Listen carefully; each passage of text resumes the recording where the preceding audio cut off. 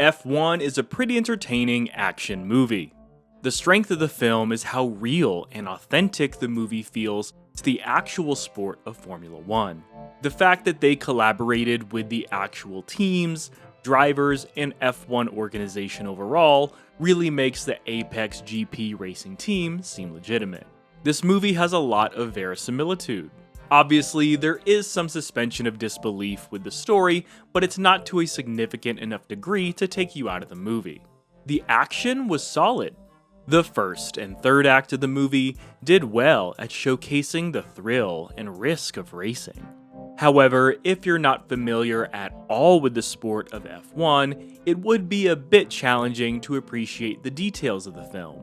As a cursory fan myself, I liked how they used some lines of dialogue to add more context to what's going on track. I enjoyed seeing the familiar faces of F1, like Lewis Hamilton, Max Verstappen, Lando, Toto, Gunther Steiner, and even having Will Buxton appear was cool. Again, the movie did really well at making the Apex team seem like a real one. Ironically enough though, the pacing was the weakness of the movie. The second act really slows down and lulls.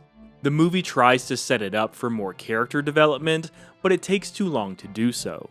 For the character of Joshua Pierce, the first act had already hinted that he would be adopting some of the characteristics and strategies from Brad Pitt's Sonny Hayes. It already seemed like he was on track to growing up some, and being better than his selfish and braggadocious self.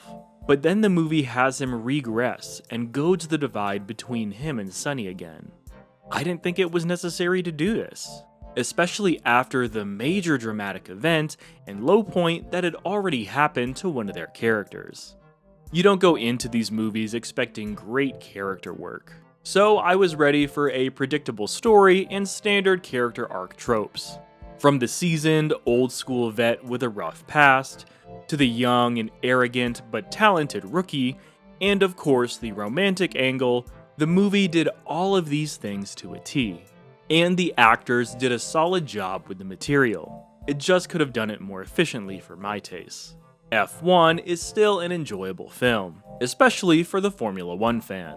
If you're at all interested, go and check it out on the big screen. If the last thing I do is drive that car, I will take that life, man.